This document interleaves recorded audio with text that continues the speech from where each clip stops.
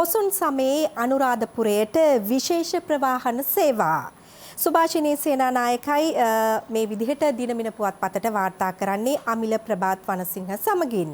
ජාතික පොසොන් උත්සවය වෙනුවෙන් අනුරාධපුරයට පැමිණෙන බැතිමතුන් වෙනුවෙන් විශේෂ ප්‍රවාහන සේවා ක්‍රියාත්මක කර ඇතැයි ප්‍රවාහන මහා මාර්ග හා නාගරික සංවර්ධන අමාත්‍යාංශය සඳහන් කර තිබෙනවා. එම සේවාවන් ශ්‍රී ලංකා ගමනාගමන මණ්ඩලයේ මාර්ගස්ථ මගී ප්‍රවාහන අධිකාරිය, ශ්‍රී ලංකා දුම්රිය දෙපාර්තමේන්තුව සහ ජාතික ගමනාගමන කොමිෂන් සභාව එක්ව සිදු කරන බවයි අමාත්‍යාංශය සඳහන් කර තිබෙන්නේ. ලංකා ගමනාගමන මණ්ඩලයේ විසින් අනුරාධපුරයේ දක්වා ගමන් කරන බස් රථවල ගමන් වාර වැඩි කර ඇති බවත් අවශ්‍ය අවස්ථාවක සේවයට එක් කිරීමට අමතර බස් රථ 359ක ඇණියක් සූදානම් කර ඇතැයි ලංගම සභාපති සජීව නන්දන කනකරත්න මහතා සඳහන් කරනවා. අනුරාධපුර ඩිපෝවට අයත් බස් රථ 400ක් ධාවන කටයුතු සඳහා එක් කර ඇති බවයි ඔහු වැඩිදුරටත් සඳහන් කර තිබෙන්නේ.